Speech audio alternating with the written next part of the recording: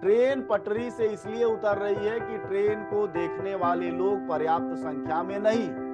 3,12,000 सीटें खाली पड़ी हैं रेलवे की, उसमें से 1,42,000 सीटें जो हैं वह सिर्फ सुरक्षा की देख रेख करने वाले कर्मचारियों की खाली है। तो अगर डिरेलमेंट का कारण कर्मचारियों की भर्ती न होना है, रेल का बजट कम करना है, तो जाहिर तौर पर इसके लिए जिम्मेदार कौन है? क्या वह स्टेशन मास्टर है जिसके बारे में फर्जी खबरें आ रही हैं कि वो भाग गया है, या वह है जिसके बारे में फर्जी खबरें आ रही हैं कि वो मुसलमान और हिंदू है?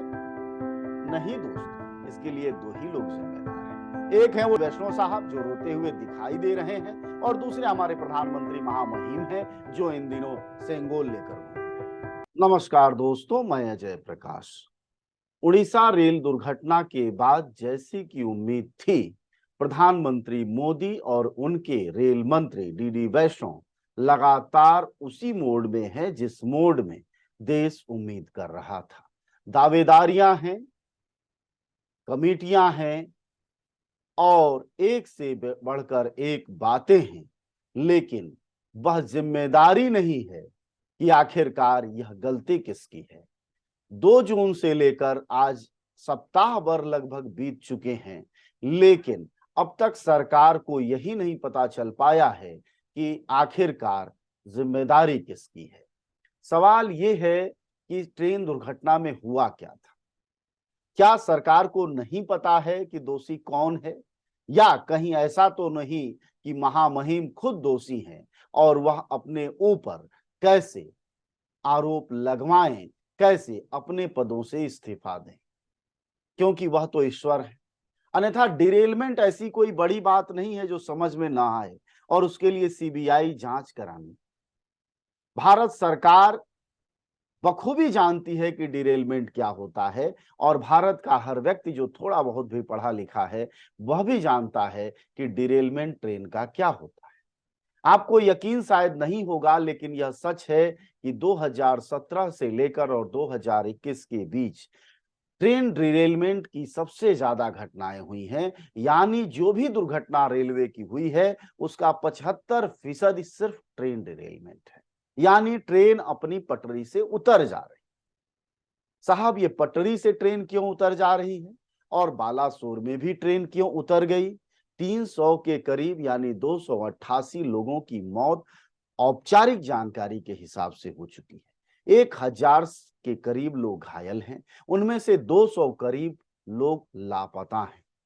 कुछ उड़ीसा के हैं, कुछ बंगाल के, और कुछ देश के अन्य हिस्सों के लोग हैं। लोग अपना तरह तरह के अधिकारियों से स्टेशनों पर जाकर तस्वीरें दिखा रहे हैं, आधार कार्ड दिखा रहे हैं और कोशिश कर रहे हैं कि परिजनों की पहचान हो जाए। इतनी बड़ी त्रासदी, इतना बड़ा रेलवे का नुकसान, राष्ट्र का नुकसान, लेकिन जिम्मेदार का अब तक पता नहीं। यह कैसे संभव यह कैसे संभव है कि ट्रेन डिरेलमेंट का कारण ना पता चले? तो आइए समझते हैं कि ट्रेन डिरेलमेंट हो क्यों रहा है, ट्रेन अपनी पटरी से क्यों उतर रही। ट्रेन पटरी से इसलिए उतर रही है दोस्तों, कोई कंप्यूटर साइंस और कोई रॉकेट साइंस भी नहीं। ट्रेन पटरी से इसलिए उतर रही है कि ट्रेन को देखने वाले लोग पर्याप्त संख्या में नहीं है। 3,12,000 सीटें खाली पड़ी हैं रेलवे की, उसमें से 1,42,000 सीटें जो हैं वह सिर्फ सुरक्षा की देख रेख करने वाले कर्मचारियों की खाली। सबको समझ में आ रहा है कि ट्रेन डिरेलमेंट इसलिए है, ट्रेन पटरी से इसलिए उतर गई है क्योंकि ट्रेन की सुरक्षा करने वाले और प्रॉपर नौकरी करने वाले लोगों की कमी है। आप आमतौर पर सुनते होंगे, अभी इस हादसे से पहले मध्य प्रदेश में 3 ट्रेनें लड़ गई थी। उन 3 ट्रेनों के लड़ने का सिर्फ एक कारण था कि जो ड्राइवर था वह 14 घंटे से गाड़ी चला रहा। या किसी भी ड्राइवर, किसी भी रेल कर्मचारी, किसी भी रेल यूनियन के पदाधिकारी से अगर आप बात कर लें, या मोदी जी बात कर लें, या रेल मंत्री बात कर लें, तो उन्हें पता चल जाएगा कि डिरेलमेंट का कारण क्या है।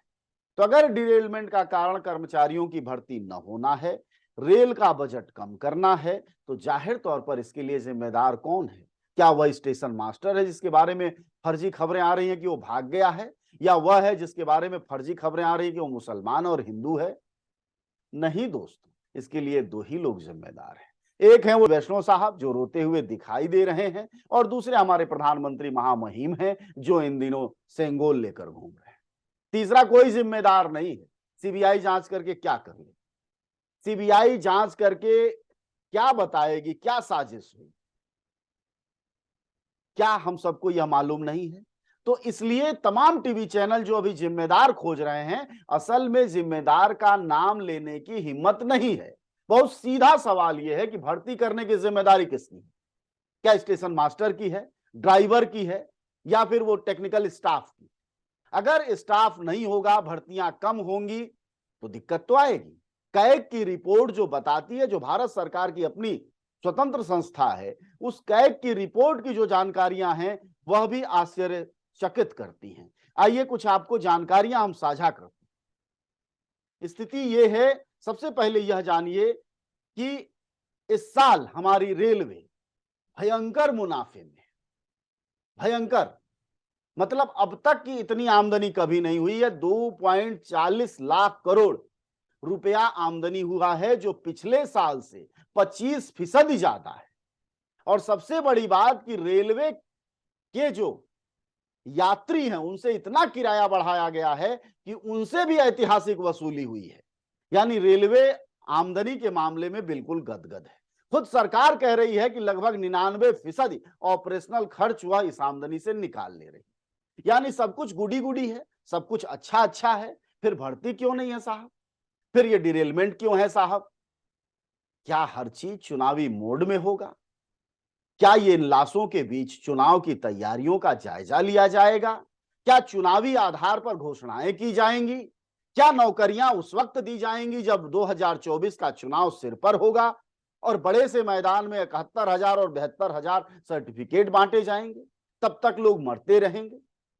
ये सारे सवाल इसलिए महत्वपूर्ण हैं क्योंकि दूसरे टीवी चैनल या मीडिया यह नहीं सवाल उठा रही है। जब रेलवे मुनाफे में, तो भर्ती क्यों नहीं? और जब आप जिम्मेदार खोज रहे हैं, तो प्रधानमंत्री मोदी और रेल मंत्री क्यों नहीं?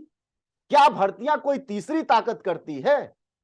कौन नहीं जानता है कि जिस विभाग में 3.5 लाख कर्मचारियों की संख्या कम है, उसमें एग्जैक्ट औपचारिक जानकारी 3,12,000 है। कर्मचारी यूनियन कहती है 3.5 लाख से ज्यादा है। अब जरा एक और चीज जान लीजिए आप, शायद आपको न बताया गया कि जो कुछ भी सुरक्षा का काम, यानी ट्रेन की पटरियों का देख रेख का जो काम है, वह ठेके पर है।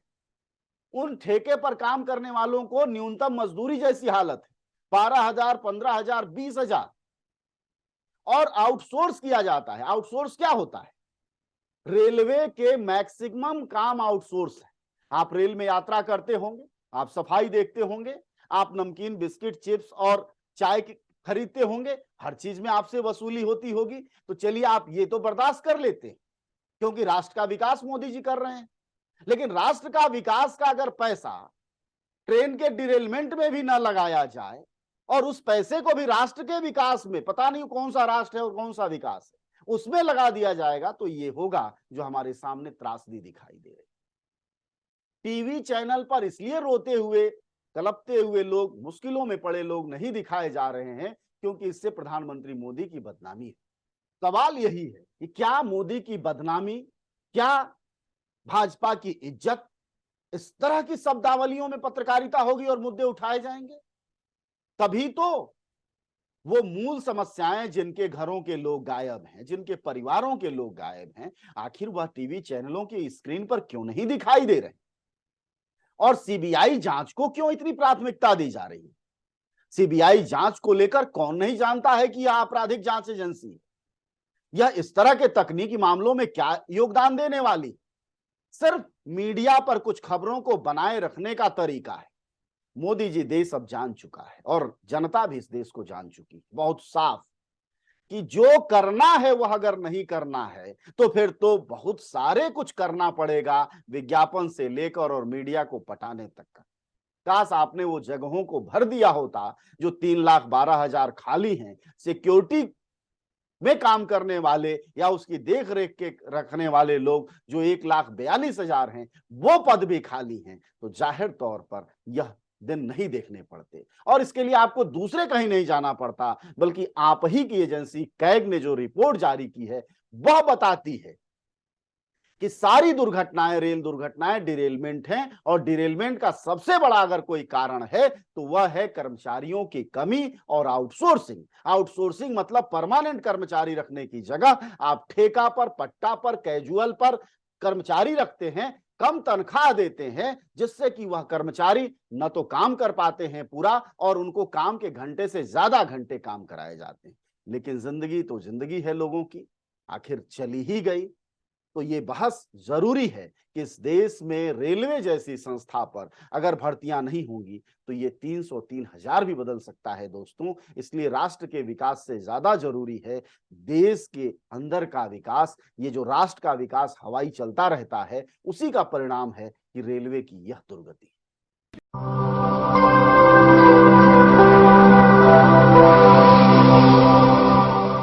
जन ज्वार, जनता की मीडिया।